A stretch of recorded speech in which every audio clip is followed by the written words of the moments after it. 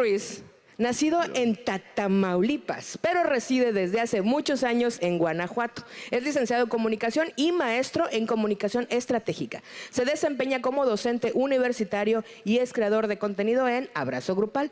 Es coautor de los libros Resistencia Queer y abordan diversidad, la crítica social y las conversaciones incómodas, todo desde una mirada muy accesible, muy crítica y profundamente humana. O sea, lo que yo dije, pero con más palabras. Apasionado de la cultura pop y orgullosamente queer, Luis construye espacios de diálogo que invitan a cuestionar, a aprender y conectar. Aplauso, por favor, para Luis. Y rompiendo todas las tradiciones, porque debía haber empezado por las damas primero, pero ya no estamos en esos tiempos. Tampoco sí. es que sea yo una dama, la verdad. Se intentó con poco éxito. Entonces, Andrea, guanajuatense, ella es docente, amante de las letras y el té. ¡Ay, qué elegante! Además, es creadora de contenido para Abrazo Grupal, es coautora de los libros Resistencia Queer, Abrazo Grupal y Guía para Mochos, Machos y Fachos, donde propone nuevas formas de entender la diversidad y fomentar comunidades más inclusivas. También es conductora junto con Luis del podcast Abrazo Grupal y su voz combina sensibilidad, reflexión y cercanía, convirtiéndola en una guía clave en las conversaciones sobre identidad, ternura y transformación social. Muy hermoso. Saludos y abrazos para Andrea. Aplausos también. ¿Y tienen micro los dos? Bueno, entonces se quedan personas en su espacio. Adelante. Gracias. Hola, Andrea. Hola, Luis. Hola a todas, a todos, a todos quienes nos acompañan por acá. Qué gusto verles en este espacio tan caluroso pero tan bonito. ¿Cómo estás? Bien, yo no tengo Nunca había calor, venido a está Tijuana, por fresquísimo. cierto. ¿Eh? Que está fresquísimo. No está fresquísimo, pero está a gusto. Es que nosotros vivimos en León y en León están 10 grados arriba en la temperatura de cómo están ustedes aquí, entonces yo estoy de maravilla. Me dan unas ganas de quedarme en Tijuana, la verdad. Pues nos quedamos. Oigan, pues nos invitaron a hablar de algo que suena como pesadón, pero esperemos que no lo sea. El tema es prevención de la violencia, pero lo cambiamos. O sea, no, sí vamos a hablar de la prevención de la violencia, pero como que lo que veníamos hablando en el camino es como para prevenir la violencia, primero hay que saber pues qué es la violencia y cuándo estamos viviendo violencia. Y entonces nos tomamos el tiempo como de preguntarle a nuestros seguidores. Si no nos siguen en @abrazogrupal en Instagram, síganos, porfa. O si no quieren, no, ¿verdad? Tampoco es obligatorio. Pero les preguntamos justo como cuáles son las violencias que tenemos tan normalizadas que no nos damos cuenta. Porque un poco lo que hablábamos Andrea y yo en el camino que fueron 2 minutos del hotel aquí, pero en el avión y demás, es como que es muy duro darte cuenta que has vivido violencia en diferentes momentos de tu vida, pero como que pues no habías tenido las palabras para nombrarlo. Yo, como decía Carol, crecí en Tamaulipas y algo que siempre le cuento a Andrea es como fue para mí muy fuerte vivir rodeado de violencia y como hasta que fui a terapia ya muy grande, tengo 31 años ahorita y voy a terapia desde hace como 8 años. Ya le dediqué mucho dinero. Muy grande. Sí, pero cuando fui a terapia me di cuenta que a pesar de que nunca me tocó vivir un acto de violencia como dirigido hacia mí, el estar rodeado de violencia todo el tiempo pues también te hace víctima de la violencia como en tu espacio, ¿no? A ti te tocó eso después, ¿no? O sea, primero viviste en este oasis guanajuatense de la violencia como armada y demás, ¿no? Sí, en la época donde empezaban a hablar de que de la guerra del narco, yo vivía en Guanajuato donde todo era bonito y decíamos, es que aquí los narcos nos cuidan porque aquí viven sus familias, ¿no? Todo tonto, pero literalmente no pasaba nada. O sea, teníamos estados alrededor como Michoacán, que pasaban cosas horribles y a nosotros no. O sea, nunca, yo no empecé a ver de que al ejército en la calle hasta relativamente hace muy poco, ¿no? Pero lo que sí me parece interesante sobre hablar sobre la violencia y cómo prevenirla y demás, es que hay por ahí una frase de una feminista que no recuerdo cómo se llama, una disculpa, que nos dice, hay mucha gente que no se acerca al feminismo y a movimientos similares porque es muy abrumador darte cuenta de que has sido violentada toda tu vida, ¿no? Y entonces hacer ese ejercicio de descubrir es que el que me pasen estas cosas es violencia y el que yo tenga que ver esto todo el tiempo es violencia y la gente que está cerca de mí y que yo quiero mucho ha sido violenta conmigo o con otras personas que también quiero mucho, es un ejercicio bien doloroso. Entonces creo que hablar de la violencia siempre es complicado, pero no menos importante. Yo estuve pensando, primero, algo que les tengo que decir es, hay un QR en pantalla al lado de esa muy bonita foto que nos tomó Ray Contreras, y ahí pueden poner todas las preguntas que tengan para nosotros. Tenemos poco tiempo, 40 minutos de los cuales ya pasaron 4, entonces, si en algún momento tienen preguntas, Andrea, que el iPad va a fallar, entonces yo tengo aquí las preguntas en mi teléfono, las pueden mandar por allá.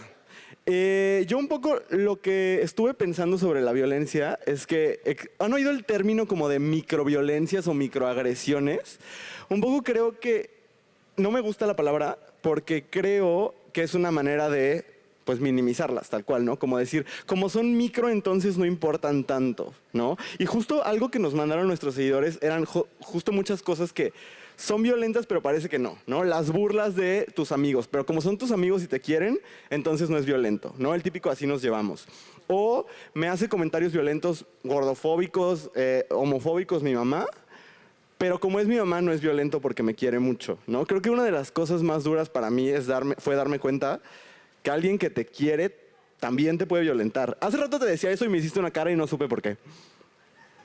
No me acuerdo. Y tú nada más porque hueles feo. Es que así tengo la cara. Disculpa. Pero, o sea, ¿para ti fue difícil darte cuenta que la gente que te quiere también puede violentarte? Sí, claro. Hace ratito que estábamos planeando esta bonita dinámica y decíamos, bueno, vamos a platicar la primera vez que nos dimos cuenta que habíamos sufrido una violencia. Yo pensaba en muchos momentos de mi infancia y de mi adolescencia temprana donde sufrí diferentes tipos de violencia, pero que yo no pude nombrar cómo esto fue un evento violento hasta muchos años después, ¿no? Y a mí me pasó eso de, ay, no manches, esto que me pasó fue violencia y esto fue violencia cuando yo conocí una herramienta maravillosa que se llama el violentómetro. No sé si la conocen, si no la conocen, googleenla en este momento. Pero es una herramienta que se usa o se empezó a usar sobre todo en espacios donde se hablaba de género, ¿no? Y de violencia de género, para decir, sí, ok, no es lo mismo que alguien te mate a que te haga una broma hiriente, pero no por eso es menos importante y no deja de ser violencia. Y entonces cuando te dicen estas cosas que te pasan, que tú crees que son normales, que tú crees que pues así es tu papá, tu tío, tu hermana, pues a lo mejor así son, pero no dejan de ser violencia. Sí es un ejercicio bien duro y creo que muchas veces podemos caer como en estas vueltas de negación de decir, es que no es cierto, es que no es para tanto, ¿no? Es más fácil eso que reconocer que hemos sido violentadas por gente tan cercana. Sí, nos dijeron que es que ya empezaron a llegar preguntas, pero no quisiera, como son muy privadas y como muy delicadas, no quisiera decir los nombres, como para que se sientan más cómodos de hacer las preguntas. Igual si alguien quiere que sí digamos su nombre, pónganlo en la pregunta, pero... O si cuando digamos su pregunta, hace así de que... Fui yo. ¿Es que Carol quería que gritaran así? Me encantó el esfuerzo de, oigan, por favor, griten Tijuana. Pero esta pregunta me pareció que tiene que ver con lo que tú decías, ¿cómo saber si mi mejor amigo me violenta indirectamente? ¿Tú has vivido violencia de una amistad? Yo sí. Horrible, sí. Y que aparte lo dejas pasar mucho porque creo que sobre todo en ciertas etapas de la vida, en la etapa en la que están la mayoría de ustedes, por ejemplo, las amistades se vuelven un vínculo bien importante, ¿no? Y son muchas veces el vínculo que te sostiene sobre muchas cosas, más si vienes de un entorno donde a lo mejor no estás tan segura en tu casa o con tus papás o demás. Pero creo que si ya te lo estás preguntando, es por Justo. algo. Es porque algo ya se está moviendo ahí que no termina de hacer clic. ¿Has oído esta frase de cómo sabes qué es el sexo? Pues cuando lo ves sabes que es sexo. Así siento que es la violencia. O sea, si te sientes violentado, violentada, pues es un poco por algo, ¿no? O sea, algo no está cuadrando en esa relación. Y a lo mejor tú también estás siendo violento y hay que explicar como entender toda la dinámica, pero si en alguna relación sientes que se te está minimizando, ridiculizando, que estás siendo víctima de burlas, comentarios, etcétera, es muy común como que digan, ay, es que esa amiga es bien envidiosa, o ese amigo siempre me quiere bajar al novio. Y detrás de eso está la palabra violencia que muchas veces creo que no queremos usar porque sentimos que como que cuesta, ¿no? O sea, como si nos cobraran por usar la palabra violencia, ¿no? O sea, esa solo es para la gente que vive en guerra, ¿no? Pues la gente que vive en guerra vive violencia. Pero también creo que es porque estamos expuestas a muchísimas cosas que son hiperviolentas. O sea, cuando, a lo mejor ahorita, no sé, me acabo de dar cuenta que no lo sé, pero cuando yo era adolescente, que veías muchas noticias de, ay, apareció un descuartizado colgado del puente. ¿no? Eso pasa. Ajá. Y lo ves en las noticias y ves las fotos. Yo espero que sean, iba a decir que sean más cuidadosos, pero no, porque luego te metes a TikTok y ves cosas horribles.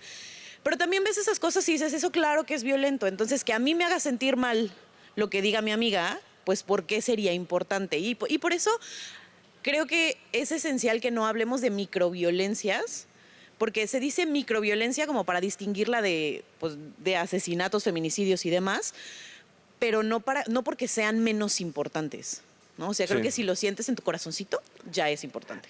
Me estoy dando cuenta que no estamos contestando a la pregunta. O sea, ¿cómo sé que mi mejor amigo me está violentando? Pues yo creo que eso, que si el día a día con tu amistad te hace sentir minimizado, ridiculizada, excluido, el típico de empiezan a hacer comentarios de como que mejor no te vistas así, como que mejor no te rías como te ríes, como que quieren mochar partes de tu personalidad para que quepas en ese grupo de amigos, pues ya empiezas a ser violento. Ahora, escala, ¿no? También eso pasa yo lo tenía en mis notas sobre la violencia. Las microviolencias escalan todo el tiempo. Es muy raro yo creo que es muy fácil verlo en las relaciones de pareja de tus amistades. Que empiezas diciendo, ese güey se la pasa pendejeando a mi amiga, ¿no? Todo el mundo conocemos esa relación en la que el hombre se la pasa diciéndole, ay, ¿tú qué vas a saber? Y eso siempre escala, de tú qué vas a saber a burlas, y de burlas a hacer menos, y de hacer menos a controlarle los recursos. Y así funciona un poco el violentómetro, ¿no? Entonces, eso. Más preguntas. Espera, yo quiero agregar algo a esa.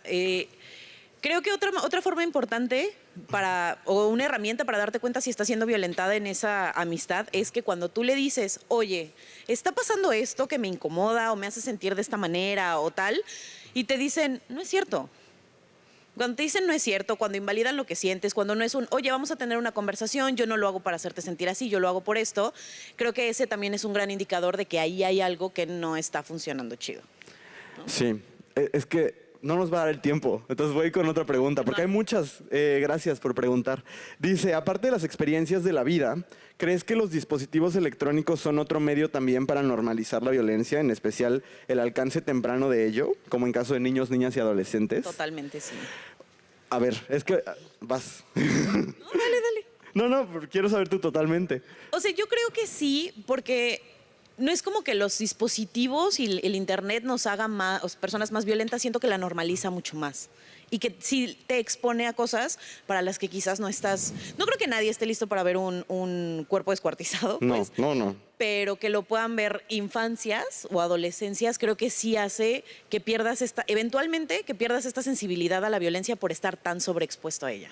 Yo tendía a pensar que como que no, porque, por ejemplo, yo soy un hombre homosexual y yo como que aprendí a descubrir que mi orientación sexual pues era normal y la podía compartir con otros en internet. Entonces yo incluso podría decir que para mí el internet me alejó de las violencias en algún momento. De unas. De unas. Porque yo crecí en una escuela católica donde me acuerdo que una vez me dio influenza y había un padrecito que siempre me estaba molestando por gay. O sea, como yo no estaba fuera del closet, pero pues, o sea, ese closet era vitrina, ¿no? Entonces, me acuerdo que regresé de mi cuarentena de influenza y le dije al padre como de, padre, perdón, ya volví, y se me hizo así y me dijo, no te me acerques, no me vayas a pegar algo.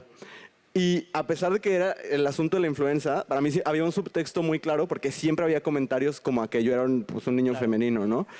¿Por qué estoy contando esto? Nada más quería yo sacar un trauma. Ajá. Pues está bien, si quieres pasamos a la siguiente. No, ¿cuál era la pregunta? Espérame. De los medios electrónicos. Y entonces como el estar en el internet y ver que había otros chicos gays que eran felices y que también eran fans de Glee como yo y demás, me alejó de ciertas violencias.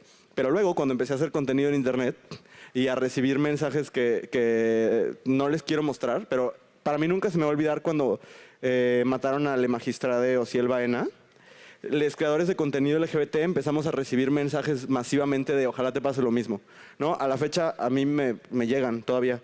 Y entonces, sí, es verdad que también el anonimato, como lo accesible que es esconder quién eres.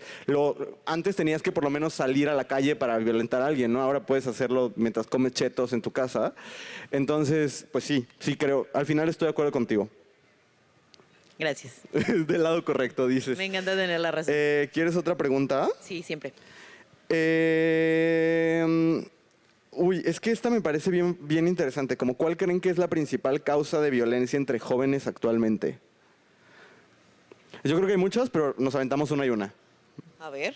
¿Yo primero? Ajá. A mí me gustaría hablar de la violencia de género específicamente, porque algo que yo he reflexionado mucho, luego me invitan mucho como a, bueno, antes más, como habla de masculinidades y cómo se construye el ser hombre, ¿no? Y algo de lo que yo me di cuenta más o menos joven es que cuando te faltan cosas como para llenar la caja de la masculinidad, ¿no?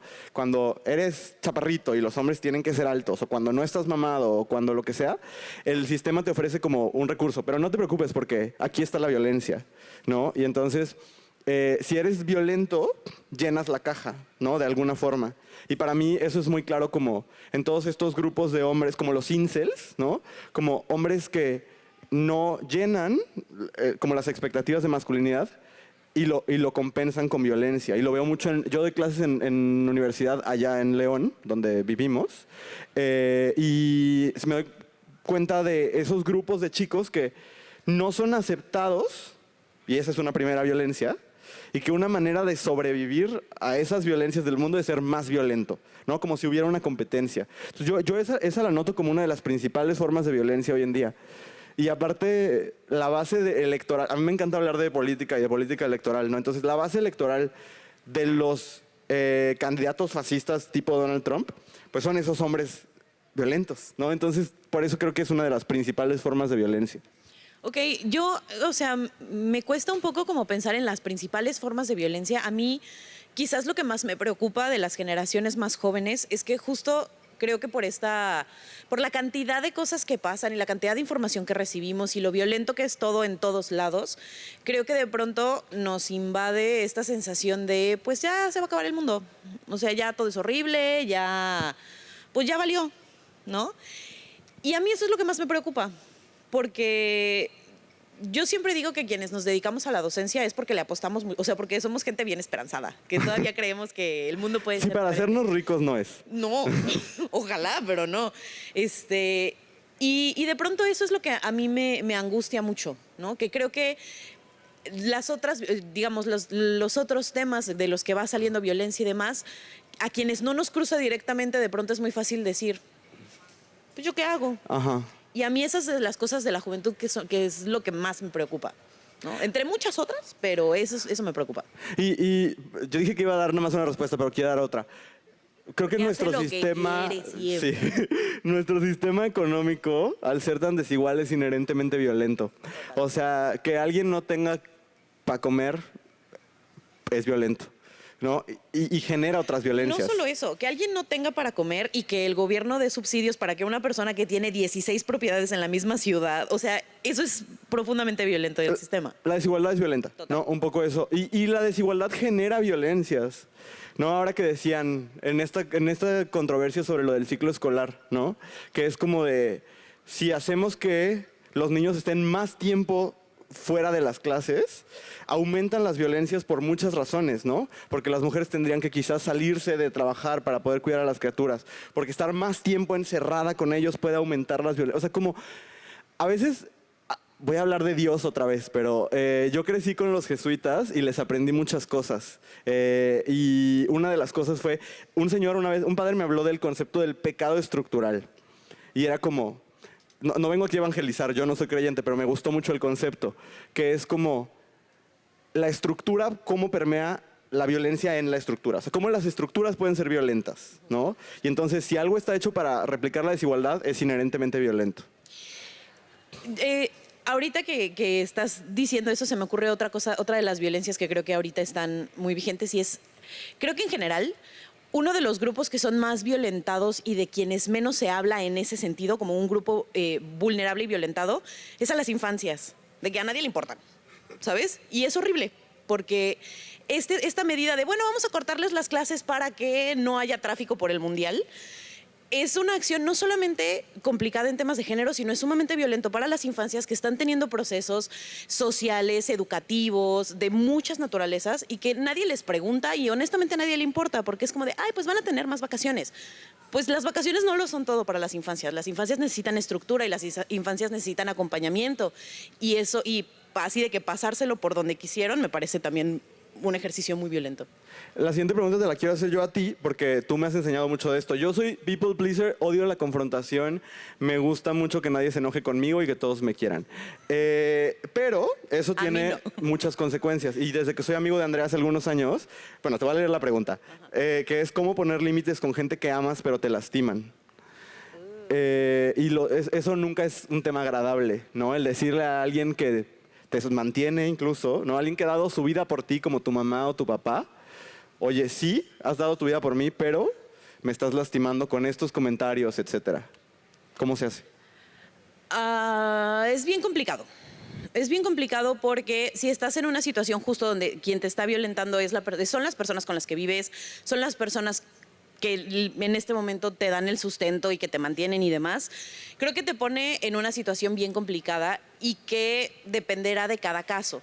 Yo sí soy muy confrontativa, pero también creo que hay veces en las que la mejor estrategia es esperar un poco, a un contexto donde estés en menos riesgo, ¿sabes? O sea, yo no me voy a poner a confrontar a mi papá que es súper violento y llega borracho en ese momento porque yo me pongo en un riesgo, ¿no? Entonces, a lo mejor a veces hay que esperar un poco. Yo creo que las mejores maneras de confrontar este tipo de casos es, pues sí, intentar conversar en espacios y momentos que se sientan neutros. O sea, no dejemos que llegue como este momento donde exploto y ahorita estoy llorando y me siento rebasada y ahorita lo suelto todo.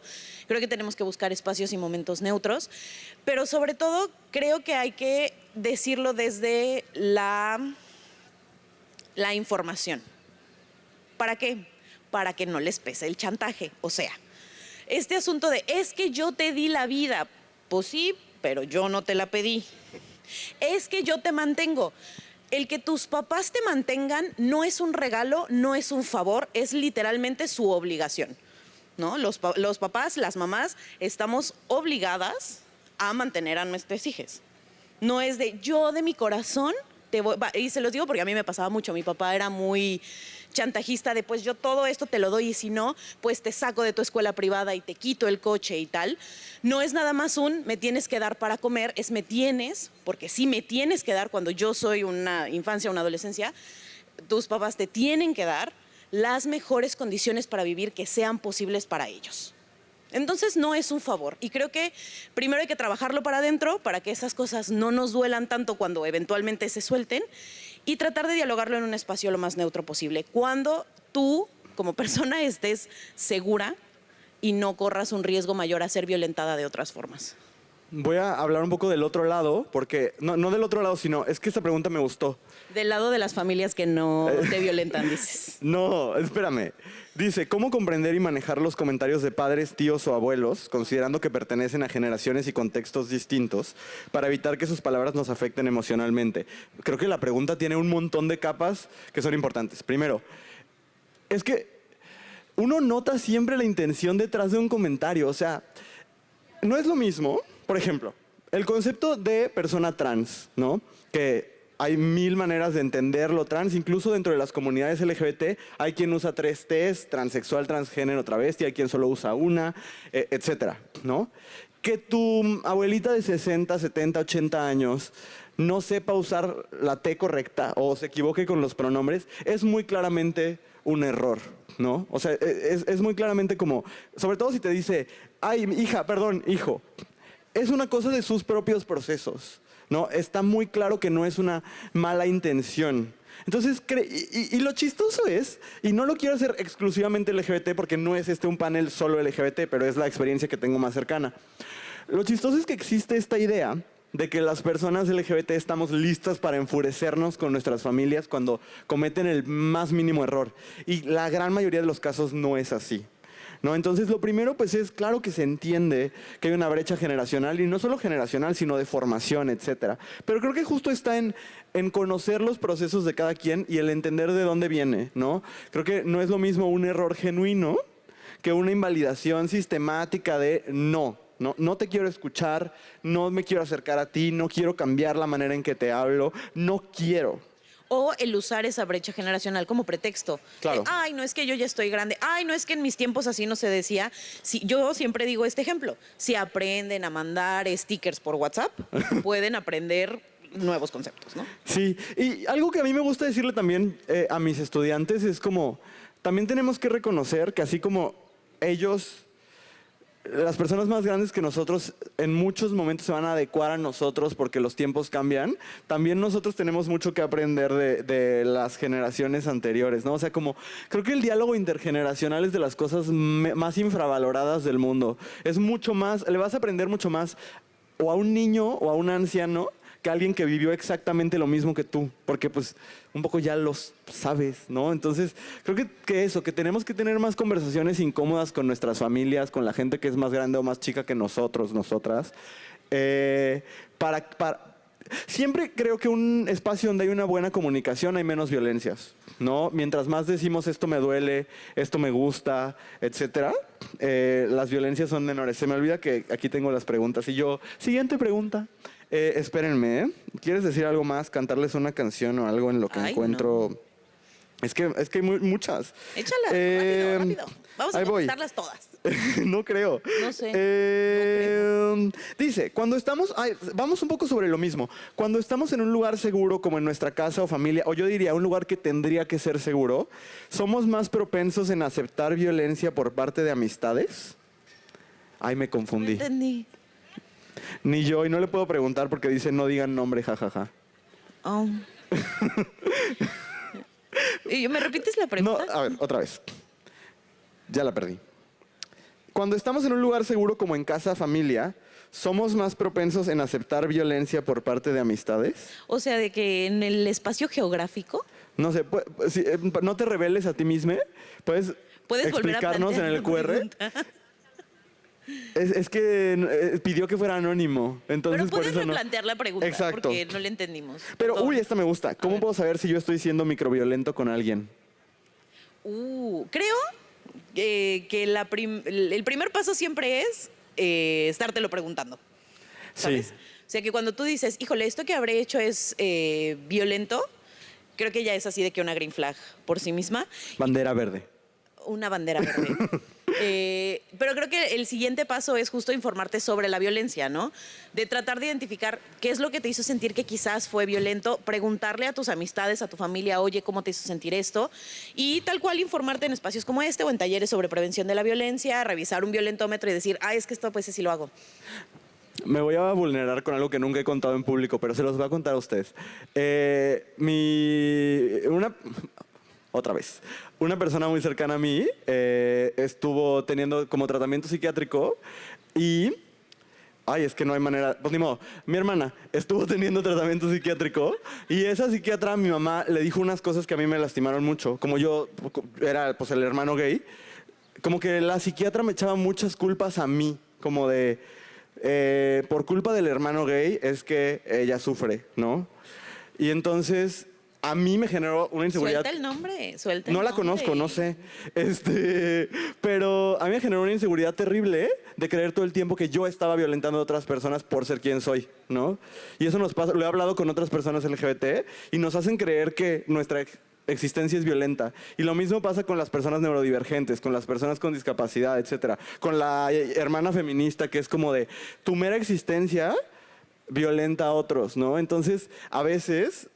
Creo que el que te estés cuestionando todo el tiempo, y si yo estoy violentando a los demás, pues si nadie te ha señalado, y si tú mismo como que haces estos análisis de conciencia de estoy usando bien mi poder, etcétera, pues yo más bien lo trabajaría en espacios, o en terapia o con tus amigos o así, ¿no? Y que, no sé, a mí me gustaría que si alguien vive esa experiencia de quienes estamos acá, que siempre sepamos que quienes somos, o sea, que tú seas quien eres no violenta a los demás nada más porque eres quien eres, ¿no? Eso me parece como importante decirlo. Sí, qué fuerte. Sí. pero aquí estamos. Ya lo puedo contar sin llorar. Eso es chido. Luego dice, ¿por qué muchas personas no denuncian situaciones de violencia? Porque el sistema es violento. O sea, el proceso para hacer una denuncia te revictimiza todo el tiempo y es muy violento por sí mismo. Justo el otro día yo pensaba ¿te acuerdas cómo muchos hombres se burlaban constantemente de la canción de "Y la culpa no era mía, ni dónde estaba, ni cómo vestía"? Y yo me lo preguntaba una y otra vez, como de, ¿pero qué es lo chistoso, no? Y llegué a esta respuesta. Es un excelente mecanismo para que la denuncia sea mal vista. Si la denuncia da risa, si la denuncia es motivo de escarnio, de burla, de discriminación, de etcétera, pues ¿cómo denuncias, no? Y eso, yo sé que a lo mejor tú me vas a decir, pues eso es obvio, pero los hombres que no lo vivimos tanto, como de repente que te caiga eso, es como, qué feo. Sí, totalmente esa es la herramienta. Y a final de cuentas, también es lo mismo que te hacen los mecanismos de justicia, ¿no? Que lo hacen tan largo y te hacen tantas preguntas y todo está dirigido a que tú termines siendo la persona que fue culpable de lo que te pasó, para que ya no lo hagas. Porque qué hueva, porque demuestra lo ineficiente que soy para resolver esos problemas y los problemas estructurales que llevan a que esa violencia se dé todos los días. También otra cosa que creo que es importante y por lo que muchas personas no denunciamos las violencias que vivimos es porque o no sabemos que fue violencia o sentimos raro y nos sentimos muy vulnerables al reconocernos víctimas de violencia. El ejercicio de reconocer que fui víctima de algo no es fácil, es muy fuerte. Y si no tienes un espacio seguro, si no tienes una red de apoyo, si no vas a terapia, si no tienes dónde hablarlo, de pronto no es un ejercicio fácil. Entonces Total. También creo que eso, el no tener las herramientas para yo poderme reconocer como víctima, también hace que muchas veces no denuncies. Sí, hay un podcast, no se ubiquen Radio Ambulante, si no lo ubican se les recomiendo, un gran trabajo de podcast documental.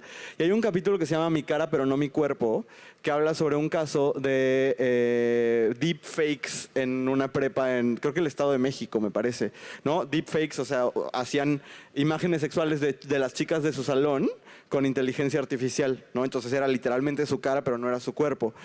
Y para mí es un gran ejemplo de por qué la gente no denuncia. En ese podcast, las chicas víctimas de este hombre, de este chavo, cuentan cómo iban con la directora de la escuela y la directora les decía, pero no es tu cuerpo, ¿por qué qué te incomoda, no?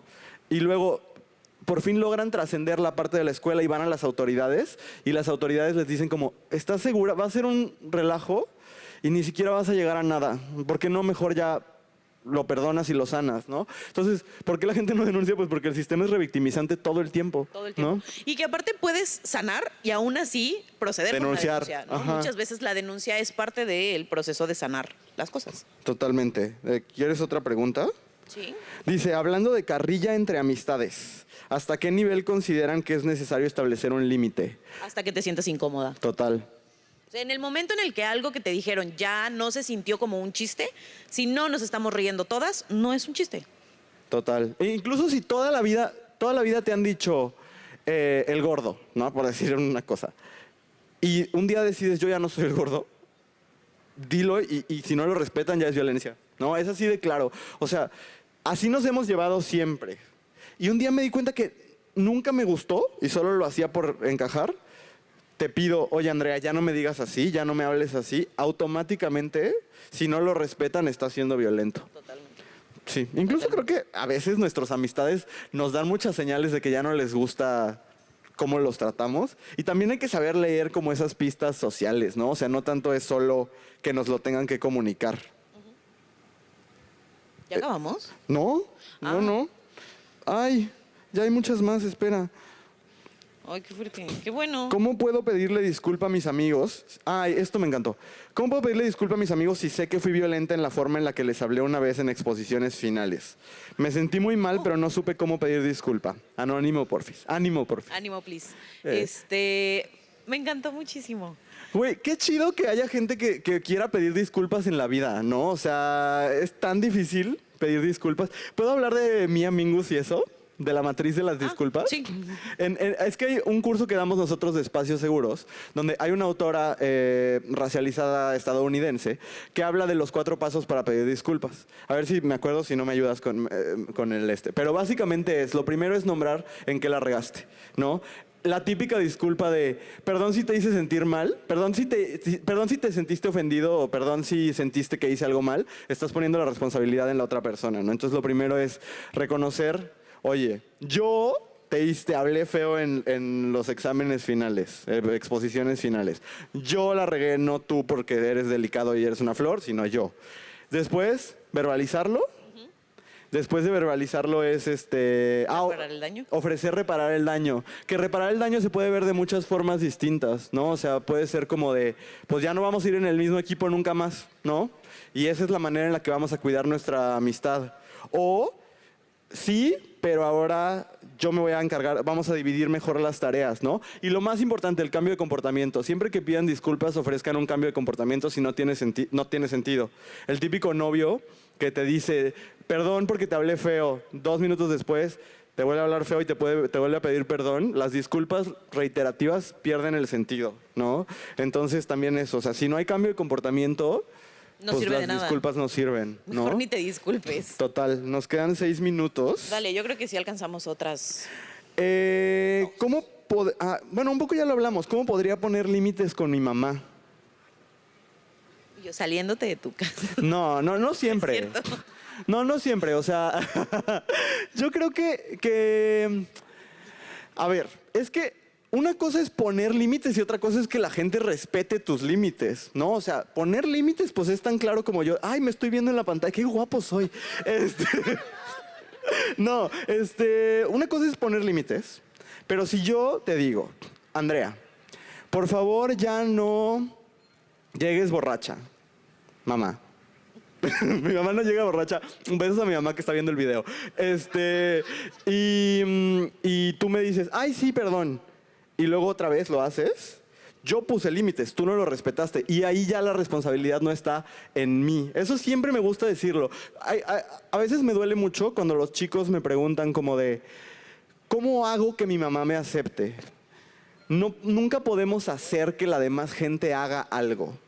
Tú pones de tu parte, pero este es un trabajo en equipo, ¿no? ¿Quieres agregar? Tú eres mamá, yo no. O sea, sí, pero soy una mamá de una criatura muy chiquita, ¿sabes? Más bien pienso como en mi experiencia como hija o sea, yo no pude poner muchos límites con mi mamá hasta que literalmente me salí de la casa y fue como de, literalmente hay espacio entre las dos y tú estando en tu casa y yo en la mía podemos ver. Pero ustedes tienen que ser mejor que yo y tienen que ser más tolerantes que yo. Pero sí creo que pues también hay que hacer las paces con eso un poco. Ahora, eso no significa que tienen que aceptar la violencia, ¿no? O sea, creo que hay muchos otros mecanismos que se pueden usar si la violencia nos está poniendo en un lugar de riesgo, pero pues sí, o sea, no siempre es la manera de comunicar las cosas. Quizás mi mamá no ha entendido por qué esto que está haciendo es violento. A mí me pasa mucho con mi mamá eso, que de pronto le digo, mamá, es que esto no va, y no es que ella quiera ser una ojete, es que no lo entiende. Y no entiende por qué esto no se hace, o por qué esos comentarios no van, o por qué esos comentarios me lastiman. Y ofreciéndole información, y mira, ve este video, o ve esta cosa, y como teniendo la paciencia de explicárselo una y otra vez, eventualmente le ha caído el 20. Entonces creo que también el tener la paciencia de poder acercar los recursos y decir, a lo mejor a mí no me entiendes, pero a lo mejor con este video, con este podcast sí lo entiendes, y podamos dialogar y encontrar como el punto medio, ¿no? Voy a decir porque nosotros le pedimos que la volviera a mandar. Ah, ok. Y creo que Tenemos 4 minutos. 4 minutos. Dice, ok, reformulo. Soy mamá, tengo mi familia. Obvio no vivo con mi mamá. Tengo mi trabajo, pero mi mamá, a pesar que no vivo con ella, siempre quiere que ella sea mi prioridad. Siento como un egoísmo. Sí es. O sea, Egoísmo. Sí, total. Porque yo creo que de pronto hay muchos discursos alrededor de la maternidad, como de yo te di la vida, ahora me debes la vida todo el tiempo. Y la vida no es, o sea, la vida es un, ay, voy a sonar súper. ¿La vida es sí. una tómbola? No, la vida es un regalo. Ah. Ay, yo dije Big Brother. Tú dijiste, escucho las voces de nuevo terapia. Con su permiso, jefa. No, pero sí creo que la vida es un regalo. O sea, si tu mamá decidió tenerte, así, pues ella lo decidió, ¿no? Y el decir, yo siempre tengo que ser tu prioridad, te lo diga quien te lo diga. Solo si tienes hijes, tus hijos sí tienen que ser tu prioridad. De que no seas una cabrona. Pero tu mamá no puede ser tu prioridad todo el tiempo, porque tu prioridad tienes que ser tú, tienen que ser tus hijos, tienen que ser otras cosas. Que te pida, oye, dame tiempo, también ven a verme, háblame de vez en cuando, porque luego hay gente que es bien ojetita con sus mamás y ya que no viven con ellas, nunca les hablan. Háblale de vez en cuando, ¿no? Sí. Reconoce su existencia. También siento y quiero volver a hablar de cómo el sistema puede ser violento. También es verdad que luego el sistema le exige a las mamás que dejen de ser personas para ser mamás. Y luego es como, deja que tus hijos vuelen.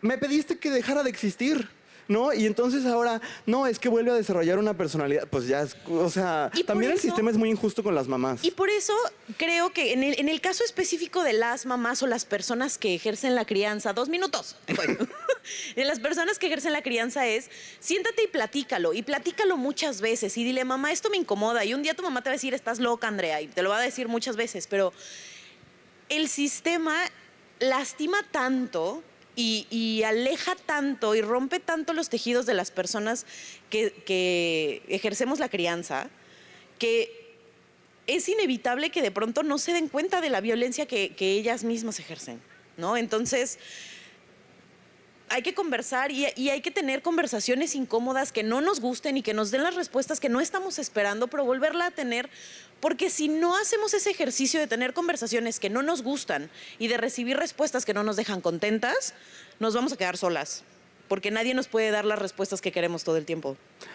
Justo para ir cerrando de mi parte, yo quisiera aprovechar este espacio como para decir que no hay prevención de la violencia sin incomodidad. A mí me da mucha risa cuando las escuelas dicen, esta es mi campaña contra el bullying, y es un cartel que dice, no bulees. O sea, pues de eso nada mejor nada, ¿no? O sea, porque la gente no bulea porque sí, ¿no? ¿Por qué no haces algo contra el racismo, algo contra la homofobia, algo contra la misoginia? No nada más contra el bullying, que no es un ente abstracto así, ¿no? Entonces, no hay prevención de la violencia sin incomodarnos, sin sentarnos y decir, tú me haces sentir incómodo por esto, y que a lo mejor la otra persona te pueda contestar, ah, sí, pues tú me haces sentir incómodo por esto. Sea mi mamá, mi papá, mi abuelita, mi primo, etcétera. Y no como un reclamo, sino como un vamos a poner las cosas sobre la mesa para arreglarlo y para tejer otras cosas. Ajá, y decir que estamos tan rodeados de violencia que la única manera de exorcizar eso es sentarnos a hablar de estas cosas con la gente a la que queremos y reconocer que es imposible que un mundo violento no permee en nuestras dinámicas. Siempre va a haber microviolencias, pero si no las señalamos, se hacen más y más y más grandes. Si quieres, cierra tú y no olvides decirles que nuestros libros están a la venta. Ah, si quieren más herramientas para poner límites con sus mamás y sus papás y sus tías y demás, Luis y yo escribimos 2 libros. El primero salió hace 3 años, Resistencias Queer, que habla de todo lo LGBTQ+. Y acabamos de publicar un segundo libro que se llama Guía contra mochos, machos y fachos, que literalmente tiene un montón de conceptos que a nosotras y a nuestras mamás y nuestros papás les dijeron, así es el mundo y ni modo, te chingas. Entonces, en ese libro les decimos por qué no. Va a estar a la venta allá, en las carpitas. Y nada, muchas gracias por estar, gracias por sus preguntas. Ay, ¿nos podemos tomar una selfie con ustedes? A ver.